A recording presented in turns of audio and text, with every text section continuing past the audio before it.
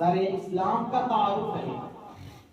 اب مسئلہ یہ ہے کہ غیر اللہ اور اللہ میں یہ اللہ کی طرف سے جو چیز آتی ہے اور غیر اللہ کا جو بنایا ہوا نظام ہوتا ہے، اس میں پہلا فرق یہ تعارف کا ہوتا ہے، اختلاف کا ہوتا ہے۔ اس لیے کہ جو انسان بنائے گا غیر اللہ میں کوئی ایک شخص ہو سکتا ہے، کوئی جماعت ہو سکتی ہے، کوئی گروہ ہو سکتا ہے، کوئی اسمبلی، کوئی ووٹ، کوئی پارٹی، کچھ بھی ہو سکتی ہے غیر اللہ۔ تو آپ جانتے ہیں کہ جو بھی گروہ انسانی ہوگا وہ اپنے زمانے سے بھی متاثر ہوگا، ان کا خاندانی بیک گراؤنڈ بھی ہوگا، اور اس کے ساتھ ساتھ اس کے اپنے بھی افکار و خیالات ہوں گے۔ ایک انسان، ایک گروہ تو چھوڑ دیجیے، ایک انسان کے خیالات زندگی کے مختلف مراحل میں بدلتے رہتے ہیں۔ حالت مرض میں کچھ اور سوچنے لگتا ہے، حالت صحت میں کچھ اور سوچنے لگتا ہے ایک ہی انسان۔ حالت یسر میں، مالداری کی حالت میں کچھ اور سوچتا ہے، اور حالت عسر، تنگدستی میں کچھ اور سوچنے لگتا ہے۔ جوانی میں کچھ اور سوچنے لگتا ہے، بڑھاپے میں کچھ اور سوچنے لگتا ہے۔ یہ ایک فرق کی بات ہے۔ تو گروہ تو چھوڑ دیجیے۔ تو ایک بنیادی خصوصیت یہ ہے، اور یہ علامت ہے کہ اسلام اللہ کی طرف سے ہے، قرآن اللہ کی طرف سے ہے، شریعت اللہ کی طرف سے ہے، کہ تعارض نہیں ہے۔ اس لیے کہ ہر وہ فکر، ہر وہ نظام جو انسانوں کا بنایا ہوا ہوگا، اس میں تعارض کا ہونا لازمی ہے۔ اس لیے ہم دیکھتے ہیں پارلیمنٹوں میں، قانون ساز اسمبلیوں میں کہ قوانین بنتے رہتے ہیں، ٹوٹتے رہتے ہیں۔ آج کچھ کہہ دیا، کل کچھ اور کہہ دیا، کچھ اور قانون بنا دیا، اس لیے کہ ان کو پتہ نہیں کہ کون سی انسان کے مصلحت کے مطابق۔ یہ بہت صحیح جواب دیا آپ نے کہ حقیقی تعارض ہو ہی نہیں سکتا۔ چلیے، تعارض کہتے کس کو؟ اگر آپ سے ہم پوچھیں کہ تعارض کی تعریف کیجیے تو آپ کیا کہیں؟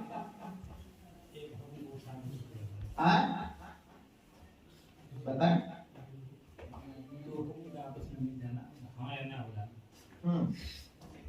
تعارض جو ہے اس کا اثر حکم پر ظاہر ہوتا ہے، مگر اصل تعارض دلیل میں ہوتا ہے۔ تعارض کس میں ہوگا؟ جب بھی ہوگا دلیل میں ہوگا، حکم پر اس کا اثر ظاہر ہوگا۔ ایک دلیل کسی چیز کو حلال کرے گی، دوسری دلیل کسی چیز کو حرام کرے گی، تو نتیجہ تو پڑے گا حکم میں، لیکن حکم تعارض کا اثر ہے۔ اختلاف حکم تعارض ادلہ کا اثر ہے۔ اثر اختلاف کہاں ہوگا؟ دلیل میں ہوگا۔ تو تعارض کی تعریف ہے تعارض الحجتین علی سبیل الممانعہ۔ یہ بالکل جو ہمارے فقہا کی جو متن ٹائپ کی جو عبارت ہوتی ہے، تقابل الحجتین علی سبیل الممانعہ، یہ علامہ زرکشی کی بھی یہی تعریف ہے، علامہ سرک اور ہمارے یہاں علامہ سرخسی کی بھی یہی تعریف ہے، اور علامہ بخاری صاحب کشف الاسرار ان کی بھی یہی تعریف ہے، قریب قریب۔ بہرحال دو دلیلیں اس درجے میں ہو جائیں، ممانعت کا مطلب یہ ہوتا ہے کہ ایک جس چیز کو ثابت کرے، دوسری اس کے بالکل خلاف کو ثابت، ایک سے جواز تو دوسرے سے حرمت، یہ تعارض۔ ٹھیک ہے، دیکھیے تعارض کی جب تعریف ہمارے فقہا کرتے ہیں اور تعارض کی جب بحث کرتے ہیں تو وہاں کیا کہتے ہیں کہ دونوں دلیلیں برابر ہونی چاہیے۔ تعارض کے لیے کیا ضروری ہے؟ دونوں دلیلیں برابر ہونی چاہیے، ثبوت کے اعتبار سے، نمبر دو قوت کے اعتبار سے، اور ثبوت اس کا تعلق سند سے، قوت کا مطلب مفہوم سے، فہم سے، اور اسی طرح سے وقت میں ایک ہونا چاہیے، جگہ ایک ہونی چاہیے، جہت ایک ہونی چاہیے۔ یہ جو تعارض حقیقی ہوتا ہے، تقریباً جو منطق میں تعارض ہے اس کے 8 شرائط ہیں۔ جو حقیقی تعارض ہے، ذکر ہمارے فقہا تقریباً حقیقی تعارض ہی کے شرائط کو ذکر کرتے ہیں۔ اب ظاہر ہے جب ان شرائط کے ساتھ تعارض ہوگا تو وہ حقیقی تعارض ہوگا اور وہ محال ہے۔ اسی لیے جس چیز کو ہم تعارض کہتے ہیں کہ دلائل کا تعارض ہو گیا، وہ ہمیشہ فی نظر مجتہد ہوتا ہے۔ اور وہ بھی ابتداءً ہوتا ہے۔ تعارض الدلیلین علی سبیل الممانعہ جو کتابوں میں تعریف ہے وہ اور اس کی جو شرائط ہے وہ حقیقی تعارض کی ہے جن کا وجود نہیں ہو سکتا ہے شریعت میں، تو اس میں قید لگا دینے سے جگہ بیٹھ جائے گی۔ ہے فی نظر المجتہدی ابتداء، مجتہد کی نظر میں وہ تعارض دکھ رہا اور وہ ابتداءً کے قید اس لیے کہ مجتہد غور کر کے اس کو رفع کرے گا، ازالہ کرے گا، امتحان تعارض نہیں رہے گا۔ یہ دو قید ہم نے بڑھائی ہے تاکہ تعارض نہ رہے۔ اچھا، تعارض کے اسباب آپ سے ہم کچھ پوچھیں گے۔ ہم آپ کو اصل میں وقت کی بھی قلت ہے اور مفتی صاحب کی تشریف لائے ہیں، بحث ابھی شروع ہی کی۔ دیکھیے، مجھے اصل میں اس میں کچھ مفاہیم کو درست کرنا ہے اصل میں آپ کو۔ ایک تو یہ ہے تعارض کے جو اسباب ہو، بنیادی طور سے آپ یہ سمجھیے کہ 4 اسباب، اگر ایک ایک سبب کے اندر بھی کئی چیزیں ہوتی ہیں۔ پہلا سبب یہ ہوتا ہے اس کا تعلق سند سے ہو، نصوص ہیں، دلائل آ رہے ہیں، تو تعارض کی پہلی بنیاد سند ہے۔ 2 حدیثیں آ گئی، 2 الگ الگ سندوں سے آ گئی، 2 الگ الگ مضامین رکھتی ہیں۔ اب کیا ہوا کہ ہم نے دیکھا کہ ایک کی سند، وہاں پر غور کرنا بھی آسان ہے، ایک کی سند صحیح اور ایک کی سند ضعیف ہے، تو جہاں بھی سند کی بنیاد پر تعارض کا ازالہ ہوگا وہاں پر وہ قرآن میں نہیں ہوگا۔ جہاں بھی تعارض کی بنیاد سند ہوگی اس کی بنیاد وہ قرآن کریم میں نہیں ہو سکتا، کیونکہ قرآن کریم کی تمام آیتیں کیا ہیں؟ تمام آیتیں قطعی الثبوت، دلالت کا مسئلہ ہوتا ہے، اور کچھ کا تعلق متن سے ہوتا ہے۔ تعارض ہو گیا اور اس کی بنیاد متن ہے۔ مثال کے طور پر کبھی ایسا ہو گیا کہ ایک لفظ 2 معنی میں مشترک ہے، ایک لفظ 2 معنی میں مشترک ہے۔ اب یہاں پر کون سا معنی مراد ہے؟ کسی نے یہ معنی لے لیا، کسی نے وہ معنی لے لیا، تو لینے کی بات ترجیح میں آ جائے گی، مگر لغوی اعتبار سے جب یہ بھی معنی ہے اور وہ بھی معنی ہے تو ایک تعارض سا ہو گیا۔ ایک کیا ہو گیا؟ لفظ کا مشترک ہونا بھی ایک تعارض کی بنیاد ہے۔ کبھی کبھی کیا ہوتا ہے کہ یہ متن سے متعلق چیزیں بتا رہا ہوں، کبھی کبھی ایسا ہوتا ہے کہ ایک جگہ حقیقت ہے، ایک جگہ مجاز ہے، ایک جگہ حقیقت ہے، ایک جگہ مجاز۔ اس کی مثال ہم دفعہ تعارض میں دیں گے۔ کبھی کیا ہوتا ہے کوئی لفظ کہیں پر عام ہے، کہیں پر خاص ہے، کہیں پر کیا ہوتا ہے کوئی لفظ مطلق ہے، کہیں پر کوئی لفظ مقید ہے۔ ان سب کی مثال ہم دیں گے دفعہ تعارض میں۔ کبھی کبھی کیا ہوتا ہے کہ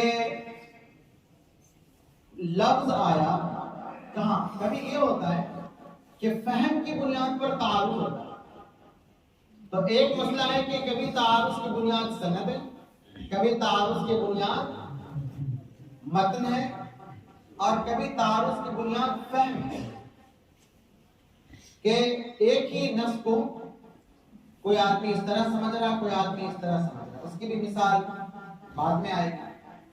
کبھی تعارض کی بنیاد کوئی مصادر مختلف بھی ہے، کسی نے اس مصدر سے، کسی نے قیاس سے استدلال کیا کچھ اور ہوا، اور کسی نے استحسان سے استدلال کیا تو کچھ اور نتیجہ نکلا۔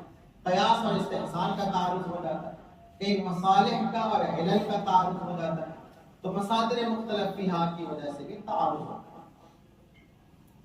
ان سب کی مثالیں ہم دیں گے۔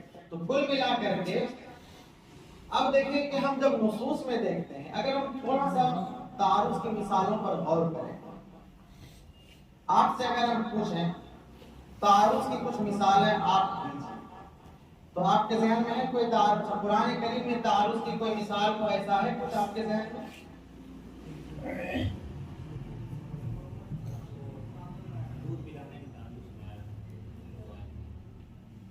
دودھ پلانے کے تعلق سب ایک ہی آئے، ہاں اچھا دودھ پلانے والی یہ آیت کیا ہے؟ والوالدات یرضعن.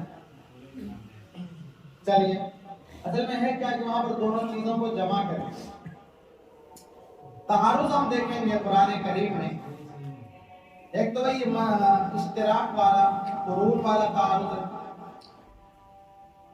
تعارض دودھ والے میں ہے مگر وہ جو مدت رضاعت والا جو مسئلہ ہے اس میں اس معنی کر کے تعارض کی وہ بات کرتے ہیں. امام حنیفہ نے استدلال کیا وہاں جو فصال ثلاث الاشارہ سے وہ فہم کی طرف آتا ہے کیونکہ نص صراحتاً وہاں پر نص نے وہاں پر دو چیزوں کو جمع کر دیا حمل کو بھی اور فصال کو. قرآن میں متوفی عنہا زوجہا کی عدت کو لے کر کے تعارض بظاہر ہے. والذین توفون منکم ویذرون ازواجا یتربصن بانفسہن اربعۃ اشہر وعشرا. یہ لگتا ہے کہ 4 مہینے 10 دن کی ایک مدت ہے جو سب کے لیے چاہے وہ حاملہ ہو یا غیر حاملہ ہو. اور دوسری طرف وَأُولَاتُ الْأَحْمَالِ أَجَلُهُنَّ أَن يَضَعْنَ حَمْلَهُنَّ کہ بھئی یہ حاملہ کی مدت کی وضاحت حمل بتائیں. تو اب بظاہر یہ لگ رہا ہے کہ پہلی آیت یہ ہے کہ سبھی کے لیے 4 مہینہ 10 دن ہے اور یہاں پر جو ہے کہ حاملہ کے لیے وضاحت حمل بتا دی گئی. تو کس پر عمل کریں اس لیے اختلاف بھی ہو گیا. حدیث میں تعارض کی کوئی مثال دیجیے.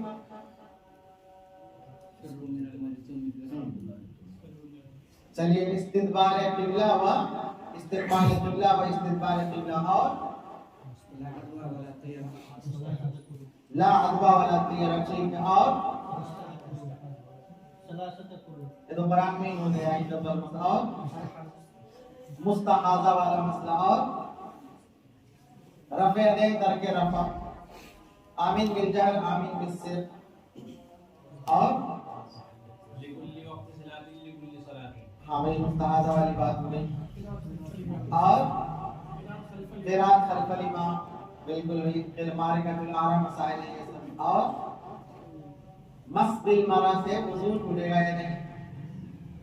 مس سے ذکر سے وضو ٹوٹے گا نہیں؟ مسا علی الخفین میں ہے حدیث میں اختلاف وہ جورب میں ہے کہ جورب اس میں شامل ہے یا نہیں ہے. چلیے ماشاءاللہ ہے آپ کے ذہن. ہم کس طرح کریں گے؟ بہت اچھا ہے. ایک تو ایک قاعدہ ہم پڑھتے ہیں الاعمال یا اعمال الکلام اولا من الايمان. کلام پر عمل کرنا بہتر ہے اس کو مہمل چھوڑ دیں. اسباب نظائر میں قاعدہ پڑھا نا, قواعد الفقہ میں بھی پڑھا. دوسری طرف اصول کرخی میں پڑھتے ہیں کہ جب کوئی آیت ہمارے اصحاب کے کوئی آیت یا کوئی حدیث دوسرا قاعدہ ہے ہمارے اصحاب کے قول کے خلاف ہے تو اس کو پہلے نسخ پر معمول کریں. تو نسخ پر معمول کریں گے تو اعمال نہیں ہوگا, ایک کا اعمال ہوگا. تعارف سمجھ رہے ہیں؟